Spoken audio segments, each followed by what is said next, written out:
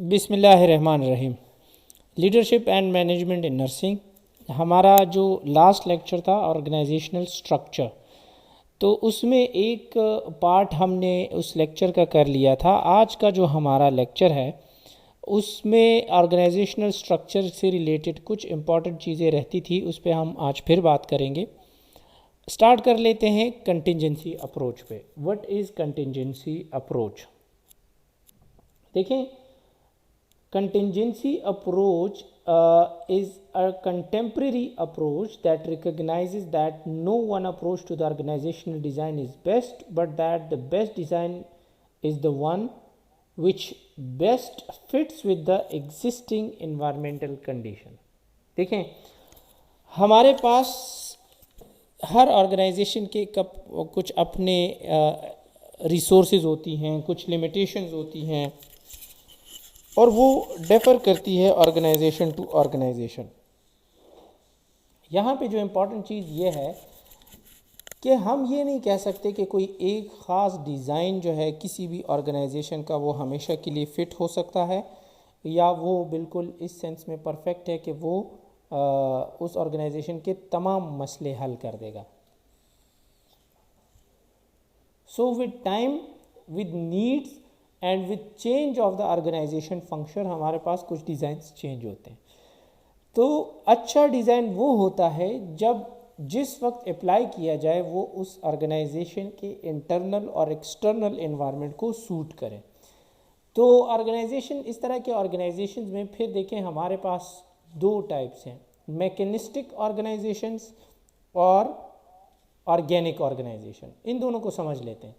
Mechanistic organization, basically an external organization structure in which people perform specialized job, many rigid rules are imposed and authority is vested in a few top ranking officials।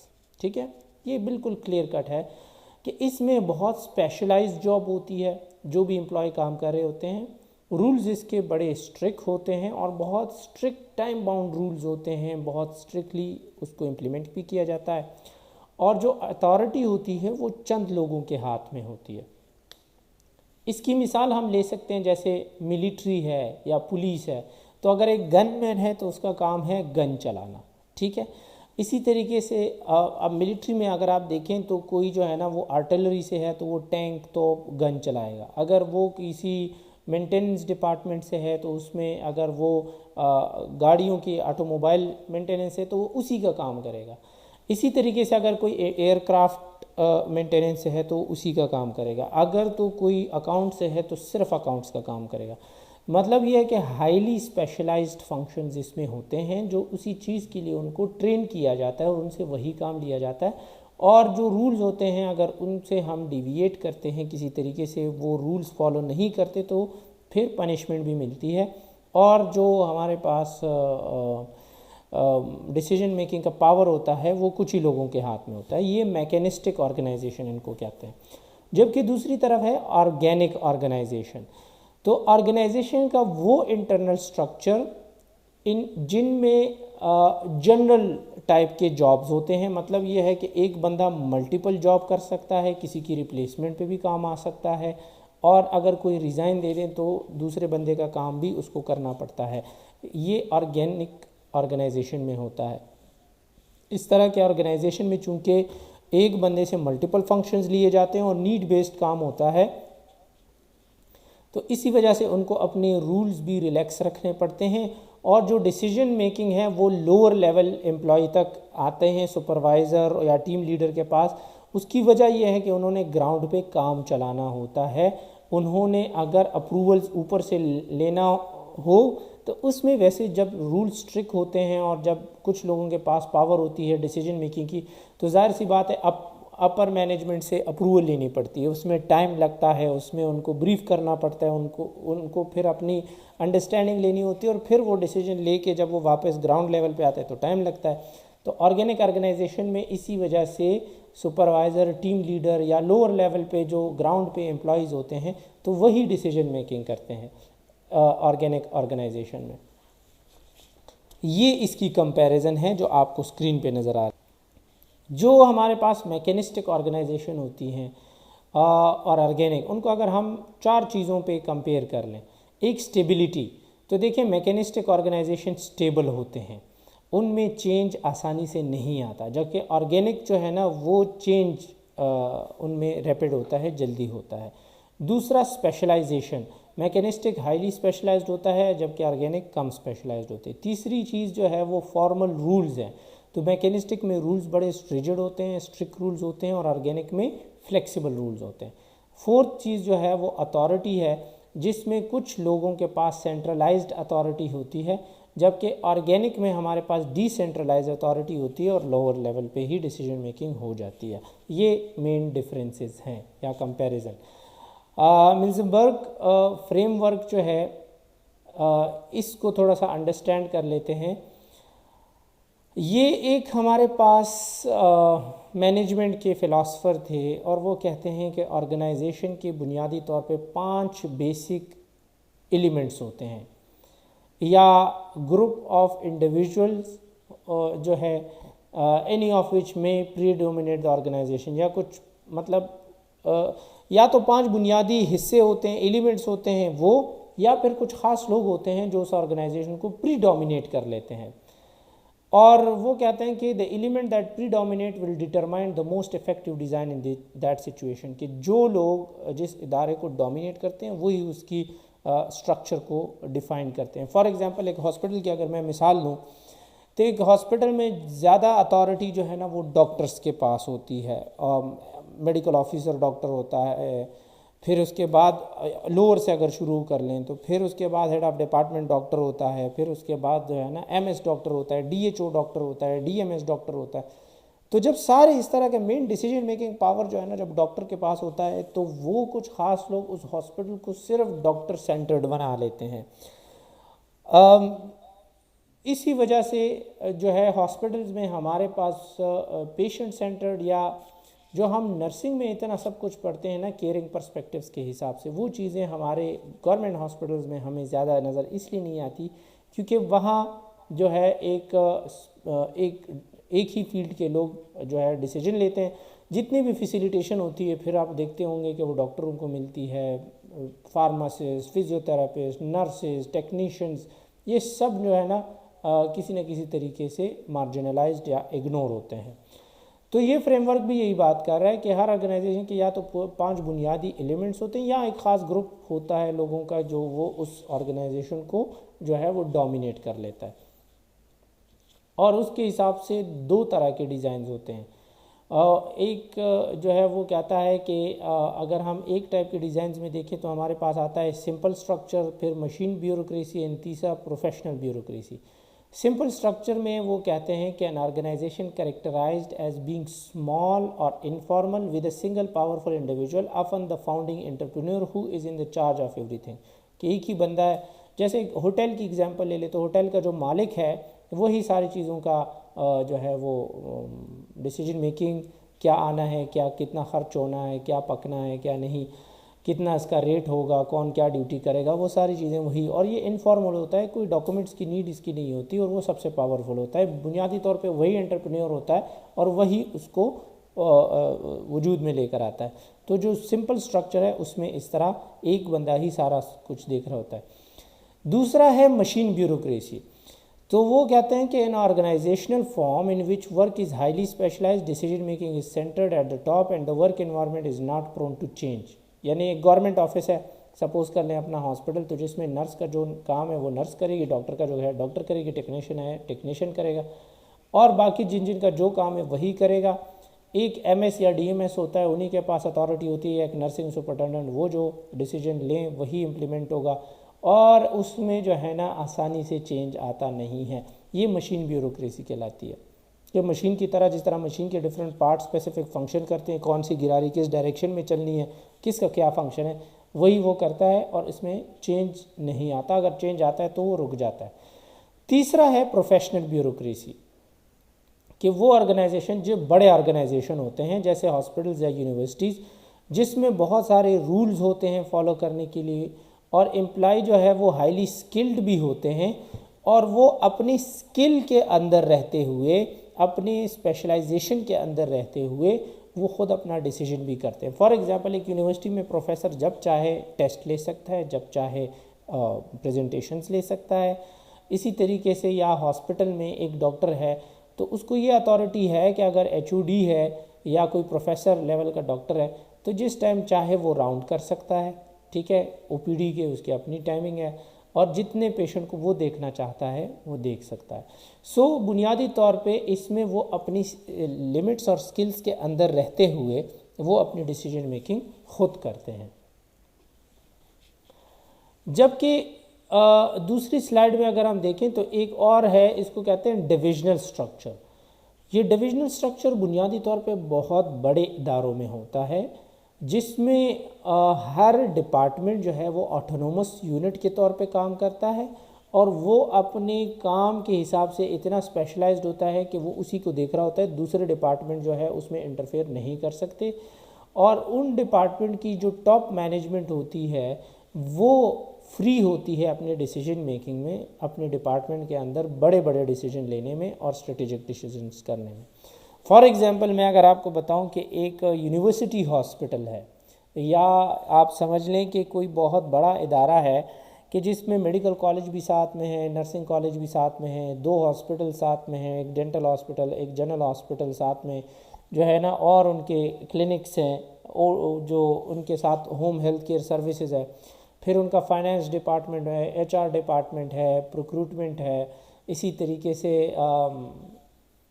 हमारे पास जो है वो maintenance department है। तो हर department के अपने manager और director होते हैं और वो अपने स्ट्रेटेजिक डिसीजंस खुद लेते हैं।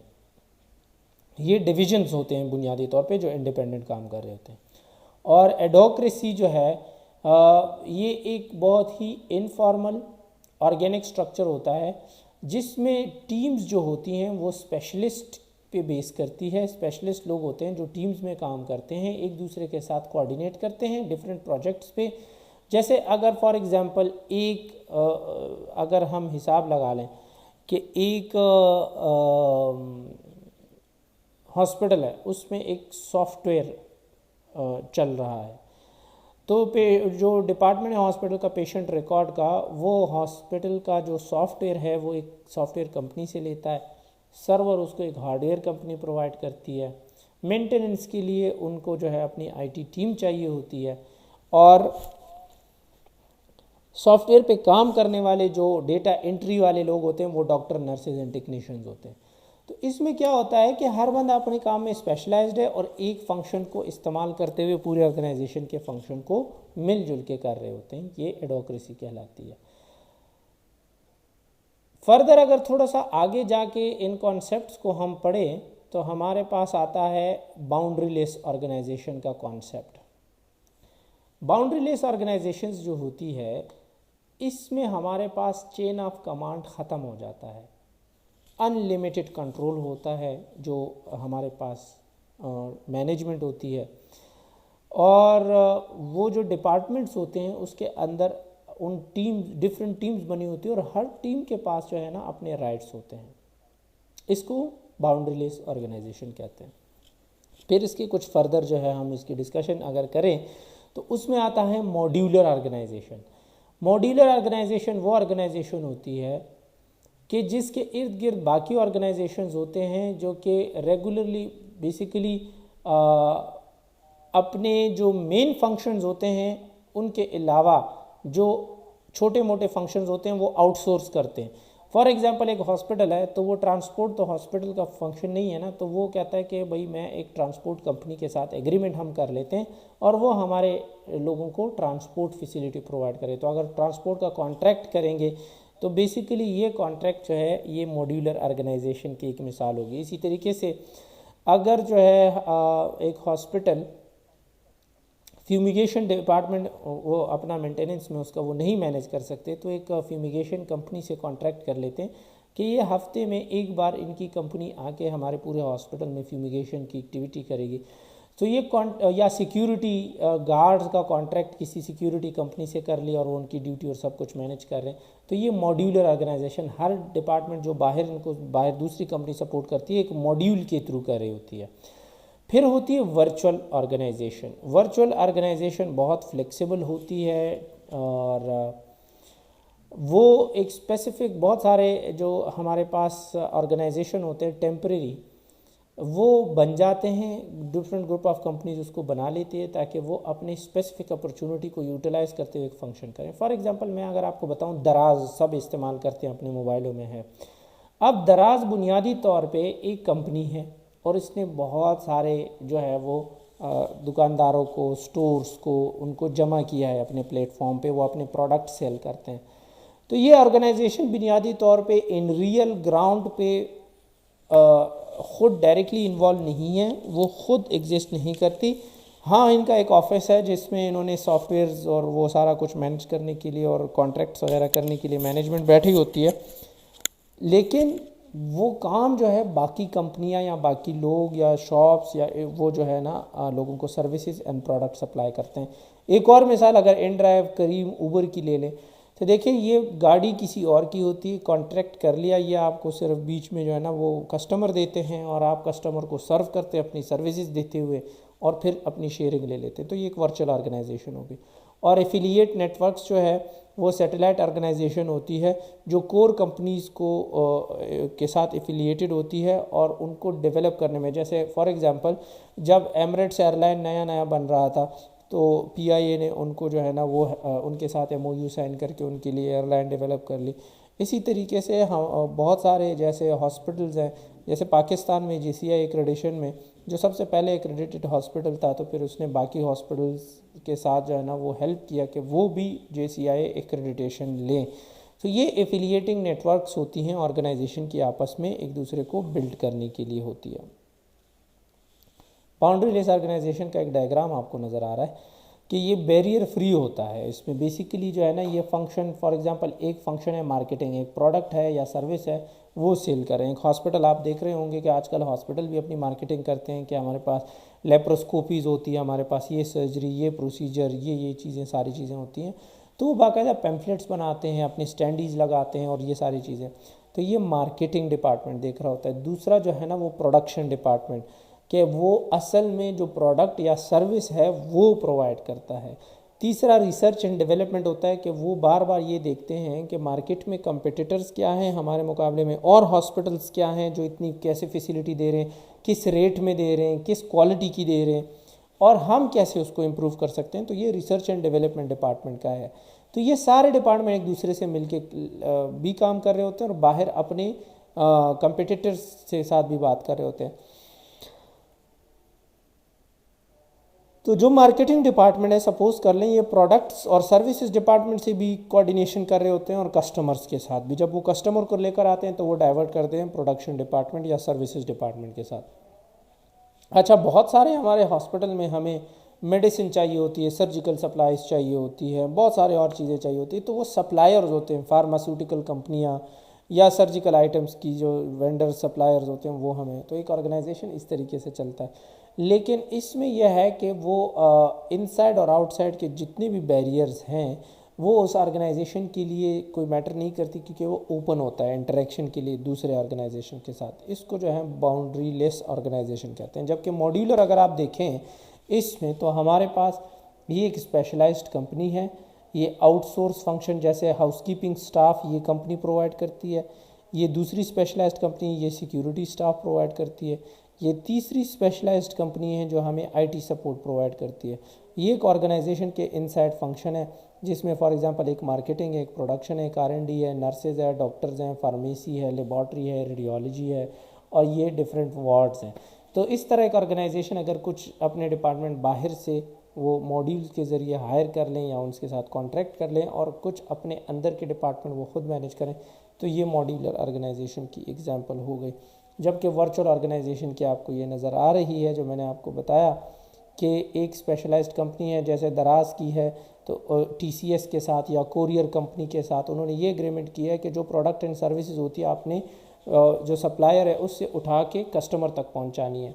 और ये दराज कंपनी खुद है, तो वो क्या करते हैं कि कस्टमर की डिमांड लेके वो अपने वेबसाइट पे डालते हैं और वो ये तीसरी कंपनी जो सप्लायर है ये इसकी चीज़ें दराज अपने उस पे प्लेटफॉर्म पे डालता है और जब कस्टमर जो है वो सेलेक्ट कर लेता है तो TCS या कोरियर कंपनी जो है उसको पहुंचा देती है। तो इस तरह ये वर्चुअल ऑर्गेनाइजेशन आपस में काम कर रहे होते हैं और इंटरेक्ट कर रहे होते हैं।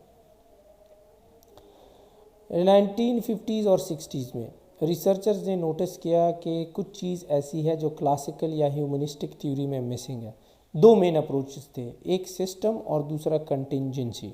ठीक है, ये दो अप्रोचेस इस्तेमाल किए गए और ये दोनों अप्रोचेस जो है बुनियादी तौर पे ये अभी भी डेवलप हो रहे हैं और ये सोशियोलॉजी, इकोनॉमिक्स, मैथमेटिक्स, इंजीनियरिंग और एडमिनिस्ट्रेशन के मिल बैठ के जो एक कंबाइंड चीज़ होती है उससे सामने वजूद में आए हैं।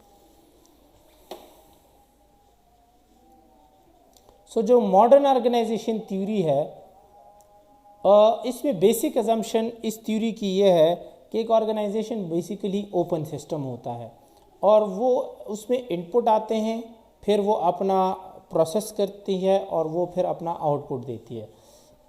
जाहिर सी बात है, हमारे पास मरीज़ आता है, हम उनकी ट्रीटमेंट करते हैं हॉस्पिटल में और फिर आउटकम हमारे पास उनकी ट्रीटमेंट सक्सेस की फॉर्म में बाहर आता है। जो सिस्टम है बुनियादी तौर पे उसके कुछ पार्ट्स होते हैं, उसमें इंडिविजुअल्स भी आता है, फॉर्मल ऑर्गेनाइजेशन भी आता है, उस ऑर्गेनाइजेशन के अंदर छोटे छोटे ग्रुप्स आते हैं जो डिपार्टमेंट्स होती हैं, फिर हर डिपार्टमेंट और हर चीज़ और फिर ऑर्गेनाइजेशन का अपना एक स्टेटस और रोल होता है जो उसने मार्केट में, अगर ऑर्गेनाइजेशन एक हॉस्पिटल है उसका नाम देखें, फिर उस हॉस्पिटल के अंदर कौन से डिपार्टमेंट के क्या क्या रोल्स हैं वो सारी चीज़ें डिफाइन होती है। और टोटल फिजिकल एनवायरनमेंट जो होता है ना वर्क का, वो भी मेन एक चीज़ है जो काउंट होती है। तो ये पार्ट्स ऑफ अ सिस्टम कहलाए जाते हैं। तो जो कंटिंजेंसी अप्रोच है वो इस चीज़ पे एम्फेसाइज करती है कि ऑर्गेनाइजेशन का इसके एनवायरनमेंट के साथ जो रिलेशनशिप है ना वो स्ट्रॉन्ग होना चाहिए और सिंक्रोनाइज्ड होना चाहिए। एक ऑर्गेनाइजेशन अगर अपने एनवायरनमेंट के साथ सिंक्रोनाइज नहीं है, कम्युनिकेट नहीं कर पा रहा और उसके साथ चल नहीं पा रहा तो वो ऑर्गेनाइजेशन सक्सेसफुल नहीं हो सकती।